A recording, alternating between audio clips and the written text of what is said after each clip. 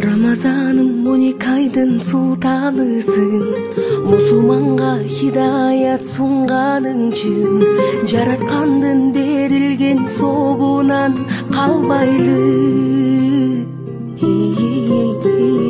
Дуба менен тососуң күндүн таңын, 30 күндө сезесиң суунун дамын.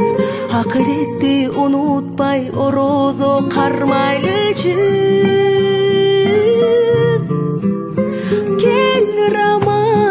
Рамазан, ыйманга эшик ачып, Алладан тилеп жакшылык, жүрөгкө бакыт чачып.